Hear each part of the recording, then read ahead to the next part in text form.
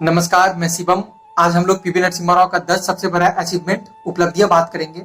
देखेंगे कि पीवी नरसिम्हा राव कैसे भारत की तस्वीर को बदलते हैं, कैसे एक भारत जो अंधेरा में होता है, जो भारत कभी काफी पिछड़ा हुआ होता है, 1991 के रिफॉर्म के बाद भारत एक डेवलप्ड कंट्री की ओर बढ़ना शुरू करता है। और डेवलपिंग में जो भारत का जो ग्रोथ रेट था वो काफी ज्यादा हाई था, और वर्ल्ड में देखा जाए तो भारत हमेशा दूसरा तीसरा नंबर पर आता था वर्ल्ड ग्रोथ रेट में। तो आज हम इसकी बात करेंगे पीवी नरसिम्हा राव की, इनके इतिहास में कैसे इनका नाम याद रखा जाएगा और सबसे बड़ा अचीवमेंट पीवी नरसिम्हा राव का क्या है। नमस्कार, मैं शिवम। पीवी नरसिम्हा राव का सबसे बड़ा अचीवमेंट की हम पहली बात करेंगे तो वो है एलपीजी रिफॉर्म। एलपीजी रिफॉर्म के कारण ही पीवी नरसिम्हा राव को फादर ऑफ इंडियन इकोनॉमी बोला जाता है। एलपीजी रिफॉर्म का मतलब है एल से लिबरलाइजेशन, पी से प्राइवेटाइजेशन और जी से ग्लोबलाइजेशन। ये तीन ऐसा वर्ड है, LPG, liberalisation, privatisation and globalisation, जिससे कि मार्केट को ग्लोबल कर दिया गया था, मार्केट को लिबरल कर दिया गया था और मार्केट को प्राइवेटाइज कर दिया गया था।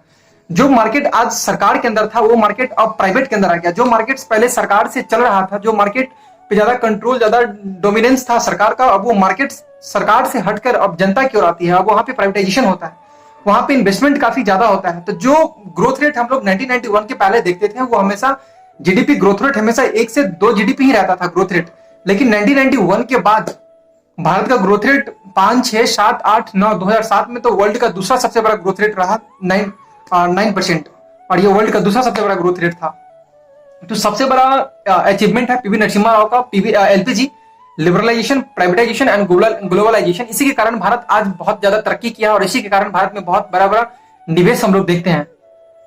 एलपीजी का ही रिफॉर्म था जो भारत के दृश्य को बदलता है। जो भारत कभी अंधेरे में डोल रहा होता है, जो भारत कभी अंधेरे में गुम था, वो भारत आज उजाला में आता है। और उनका बहुत सारा हम लोग अचीवमेंट देखते हैं एलपीजी का। उसी का कारण आज हम लोग मार्केट में अलग अलग तरीके का हम लोग मोबाइल्स देखते हैं, टेक्नोलॉजिकल जो गैजेट्स है वो देखते हैं, या फिर अलग अलग तरीके का जो शॉप है, जो इंटरनेशनल मार्केट का तुरंत यदि कोई भी चीज डिस्कवर होता है तो वो चीज भारत में डायरेक्ट आना, ये एलपीजी का ही रिफॉर्म था। और इसी के अचीवमेंट के कारण भारत आज बहुत बड़े उपलब्धि हासिल कर पाया है। जो भारत का जीडीपी ग्रोथ रेट 1991 से पहले 1-2 आता था, आज भारत का जो एवरेज ग्रोथ रेट है वो 7% का रहता है ग्रोथ रेट। और हम लोग जानते हैं कि दुनिया का आज 7वां सबसे बड़ा जीडीपी भारत बन गया है, तो वो एलपीजी के कारण ही है।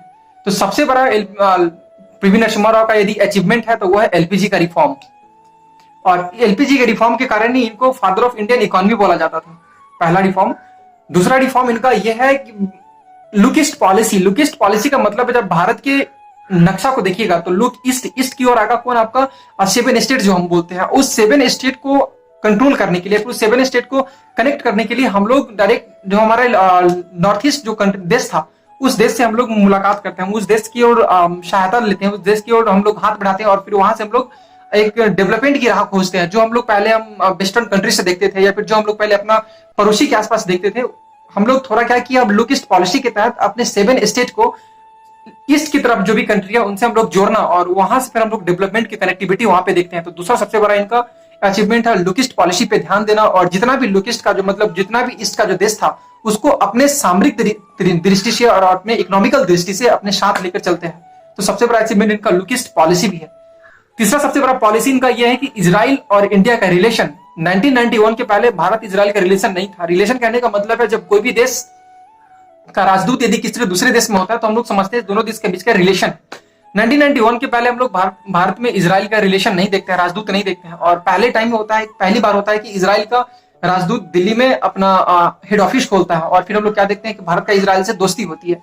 इसमें सबसे बड़े अचीवमेंट की बात यह है कि हम लोग देखते हैं 1991 से पहले हम लोग इजराइल को एक देश नहीं मानते थे, क्योंकि वहां पे वो फलस्तीन का मामला था, और फलस्तीन को नकारने का मतलब है कि आप मुस्लिम कंट्री को नकार रहे हैं। तो आप उसको दरकिनार करते हुए, फिर उसको एक साइड में रखते हुए इजराइल को आप एक देश की दर्जा दे रहे हैं। तो इंडिया और इजराइल का रिलेशन भी पीवी नरसिम्हा राव का बहुत बड़ा अचीवमेंट है।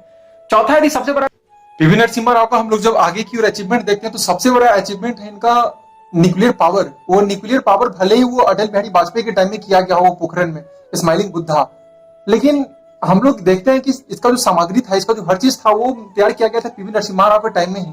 और जब पीवी नरसिम्हा राव का टर्म खत्म हो रहा होता है तो उसी टाइम वो अटल बिहारी वाजपेयी जब अपने टर्म पे आते हैं, अपने ऑफिस में आते हैं, तो वो उनसे बोलते हैं कि सामग्री तैयार है, मतलब मसाला पूरा तैयार है, आपको बस फाइनल कर देना है। तो पीवी नरसिम्हा राव के टाइम में न्यूक्लियर का पूरा कंसेप्ट क्लियर कर दिया गया था। न्यूक्लियर का जितना भी प्रॉब्लम था सब सॉल्व आउट कर दिया गया था पीवी नरसिम्हा राव के टाइम में। और जैसे ही उनका टर्म खत्म होता है तो अटल बिहारी वाजपेयी की गवर्नमेंट बनती है, और उसी अटल बिहारी वाजपेयी की गवर्नमेंट में 18 महीने के गवर्नमेंट में उन्होंने न्यूक्लियर का एक विस्फोट करते हैं। न्यूक्लियर दुनिया में बताते हैं कि भारत आज दुनिया का छठा सबसे बड़ा न्यूक्लियर पावर कंट्री बन गया है, और सबसे बड़ा इनका जो अचीवमेंट है वो न्यूक्लियर पावर का था। भले वो अटल बिहारी वाजपेयी के टाइम में आया हो, लेकिन सारा का सारा जो सामग्री था वो क्या बोलते हैं पीवी नरसिम्हा राव के ही टाइम में पूरा किया गया था। उस टाइम बिल क्लिंटन के कारण, उस टाइम अमेरिका के जो राष्ट्रपति थे उनके दबाव के कारण हम लोग न्यूक्लियर पावर नहीं कर पाए थे, न्यूक्लियर रिएक्शन नहीं कर पाए थे। लेकिन जैसे ही अटल बिहारी वाजपेयी की गवर्नमेंट आते हैं तो सबसे पहले वही चीज को ध्यान देते हैं कि राष्ट्रीय सुरक्षा सबसे बड़ा सुरक्षा, और इसीलिए पीवी नरसिम्हा राव पूरा सामग्री तैयार करते हैं और अटल बिहारी वाजपेयी उसको फाइनल कर देते हैं। तो सबसे बड़ा अचीवमेंट पीवी नरसिम्हा राव का ये भी है। आगे हम लोग बात करते हैं तो Indian insurgency in the Punjab, मतलब पंजाब में जो विरोध हो रहा था, जो विद्रोह हो रहा था, जिस तरीके से खालिस्तान का डिमांड था पंजाब में, तो उसको खत्म करना, क्योंकि वहां पे पिछले काफी सालों से इमरजेंसी लगा हुआ था, और उस इमरजेंसी को खत्म करते हुए और 1992 और 1993 में सबसे बड़ा अचीवमेंट पीवी नरसिम्हा राव के जाता है कि जो पंजाब में इंसर्जेंसी था उसको खत्म किया गया, और एक पंजाब को मतलब इस सहानुभूति दिखाई गई कि उनके साथ जो कुछ भी उनका डिमांड है, जो कुछ भी उनका है, वो हर चीज पूरा फुलफिल किया जाएगा। तो सबसे बड़ा एक इनका अचीवमेंट ये भी है, क्योंकि उसी इंसर्जेंसी के कारण इंदिरा गांधी की हत्या हुई थी, उसी इंसर्जेंसी के कारण ब्लू ऑपरेशन चलाया गया था, ऑपरेशन ब्लू स्टार चलाया गया था, उसी इंसर्जेंसी के कारण, उसी इंसर्जेंसी के कारण पंजाब में पूरा काफी सालों से 10 साल से ज्यादा से वो इमरजेंसी लगा हुआ था। तो इस इंसर्जेंसी को खत्म करने का सबसे बड़ा श्रेय जाता है तो वो पीवी नरसिम्हा राव को ही जाता है। आगे हम लोग देखते हैं तो सेबी या फिर हम लोग नेशनल स्टॉक एक्सचेंज, इसका जो एस्टैब्लिशमेंट है वो पीवी नरसिम्हा राव ही करते हैं। ये दोनों क्या है, सेबी किसी भी मार्केट को कंट्रोल करना, कि कोई भी मार्केट में यदि कोई अपना नया कोई शॉप एस्टैब्लिशमेंट करता है, फिर कोई नया कंपनी खोलता है, तो उसके ऊपर कैसे कंट्रोल किया जाएगा, वो कैसे काम करेगी, कैसे रेगुलेशंस उसके ऊपर लाए जाएंगे, कैसे लॉ एंड रूल्स बनाए जाएंगे, ये सारे के सारा काम पीवी नरसिम्हा राव सेबी के थ्रू किए थे, और इन्हीं के टाइम में सेबी का गठन किया गया था। नेशनल स्टॉक एक्सचेंज, जहां पे हम लोग सामान डायरेक्ट नहीं इनडायरेक्ट वे में किनते हैं, तो वो भी इन्हीं के टाइम में देखा गया था। और नेशनल स्टॉक एक्सचेंज से हम लोग देखते हैं कि मार्केट का जो आज रूप है वो किस तरीके का, मतलब मार्केट आज ग्रोथ में चल रहा है, मार्केट आज डिक्लाइन में चल रहा है। तो हम लोग हमेशा देखते हैं कि बॉम्बे स्टॉक एक्सचेंज या फिर हम लोग नेशनल स्टॉक एक्सचेंज में जो देखते हैं निफ्टी गिर गया, सेंसेक्स गिर गया, तो वो यहीं से पता चलता है। तो इसका जो एस्टैब्लिशमेंट है वो पीवी नरसिम्हा राव ही किए थे। उसके बाद हम लोग देखते हैं कि कंप्यूटर को जिस तरीके से, बैंक को जिस तरीके से कंप्यूटर से जुड़ा गया था, और बैंक का जो काम था, जो एक्टिविटी था, उसका काफी ज्यादा फास्ट किया गया, तो वो इन्हीं के टाइम में किया गया था। और सबसे बड़ा दिन का कुछ अचीवमेंट देखा जाएगा तो वो लाइसेंस राज है। लाइसेंस राज मतलब 1991 से पहले भारत में हर कुछ खोलने के लिए लाइसेंस लेना पड़ता था। लाइसेंस एक दो नहीं मिलता, लाइसेंस कम से कम 300-400, और उस लाइसेंस के लिए आपको 5 साल रुकना पड़ता। तो उस लाइसेंस राज को खत्म करके उसके बाद एलपीजी लाया गया था। मतलब एलपीजी लाने का सबसे बड़ा कारण ये था कि भारत जो रुका हुआ था, जो भारत सुस्त था, उस भारत को एक ग्रोथ रेट काफी हाई करने के लिए, एक चलता फिरता एक देश बनाने के लिए उसको एलपीजी का रिफॉर्म किया गया था। और उसी एलपीजी में हम लोग देखते हैं कि एलपीजी इसलिए किया गया था क्योंकि भारत के पास 7 दिन का सोना था, और वो 7 दिन का ही बस चलाने के लिए पैसा था, और वो पैसा भी खत्म हो गया था, तो भारत के लिए कुछ करना था। और उसी टाइम क्या बोलते हैं, डॉक्टर मनमोहन सिंह भारत के फाइनेंस मिनिस्टर बनते हैं, और फिर भारत में एलपीजी रिफॉर्म किया जाता है। तो हम लोग वो देखते हैं। फिर आगे हम लोग देखते हैं पंचायती राज, 1991 में पंचायती राज बनाया गया था। और फिर गांधी का जो सपना था, जो भारत डेमोक्रेसी में जो डेवलपमेंट होना चाहिए वो रूट से, मतलब गांव से सेंटर की ओर जाना चाहिए, ना कि सेंटर से गांव की ओर जाना चाहिए। तो गांधी का जो सपना था पंचायती राज, वो इन्हीं के द्वारा एक्ट लाकर पारित किया गया, और फिर हर राज्य में पंचायती राज का एस्टैब्लिशमेंट किया गया। फिर हम लोग देखते हैं टैरिफ। टैरिफ का मतलब होता है जो भी सामान विदेश से भारत में आता है, मतलब जो भी सामान दूसरे देश से किसी देश के अंदर आता है, तो उसके ऊपर एक टैक्स लगाया जाता है, उस टैक्स को बोलते हैं हम लोग टैरिफ। 1991 से पहले उस किसी भी सामान के ऊपर टैरिफ था 85%। मतलब यदि हम 100 रुपए का सामान यदि भारतीय बॉर्डर पे आता है, तो उस बॉर्डर पे उसका टैक्स लगकर हो जाएगा 185 रुपया।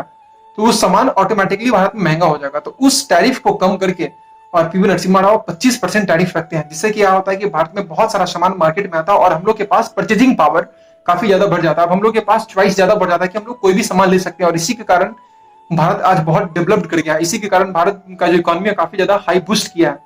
टैरिफ का कम करना है, एलपीजी का रिफॉर्म करना। तो हम लोग पीवी नरसिम्हा राव को क्या देखते हैं, जो इकोनॉमिकल रिफॉर्म है, पीवी नरसिम्हा राव ज्यादा उस पर ध्यान देते हैं। और जो भारत आज हम लोग देख रहे हैं, जो हरा भरा भारत देखते हैं, जो भारत का दुनिया का सबसे 7वां सबसे बड़ा जीडीपी देखते हैं भारत का, वो पीवी नरसिम्हा राव का दिया हुआ है।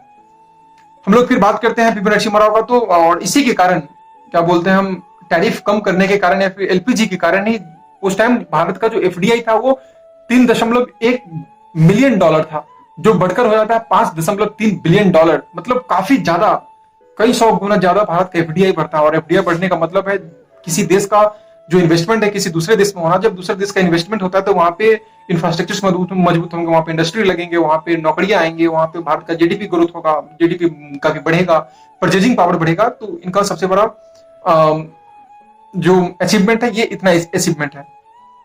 एलपीजी में हम लोग देखते हैं कि भारत के पास पैसा नहीं था अपने देश को चलाने के लिए, तो फिर भारत आईएमएफ के पास जाता है। और एलपीजी का रिफॉर्म भारत नहीं किया था, वो आईएमएफ के द्वारा दिया गया था वो एलपीजी का रिफॉर्म। क्योंकि आईएमएफ बोला था कि हम पैसा आपको तभी दे सकते हैं जब आप मेरी बातों को, शर्तों को मानेंगे। और वो शर्त था एलपीजी रिफॉर्म करना। और एलपीजी रिफॉर्म करने के और भारत जब उनसे पैसा मांगा तो उसी पैसे मांगने पे उन्होंने एक रिफॉर्म डाला, वो था एलपीजी का रिफॉर्म, जो कि काफी अच्छा साबित हुआ भारत के लिए। जिसमें भारत के पास ट्रेड करने के लिए कुछ रुपया नहीं था, तो 47 टन सोना भारत इंग्लैंड के बैंक में जाकर डालता है, फिर वहां से पैसा लाता है। फिर 20 टन सोना स्विट्जरलैंड के बैंक में डालता है, फिर वहां से पैसा लाकर फिर भारत का मार्केट चलाया जाता है। तो पीवी नरसिम्हा राव का इतना बड़ा अचीवमेंट है। और सबसे बड़ा अचीवमेंट हम लोग देखते हैं तो पीवी नरसिम्हा राव का इकोनॉमी में हम लोग देखते हैं। और पीवी नरसिम्हा राव को और इस तरीके से भारत में उनको याद रखा जाएगा, याद किया जाएगा। यदि आपको ये नॉलेज अच्छा लगे तो please like, share and comment कीजिए। धन्यवाद।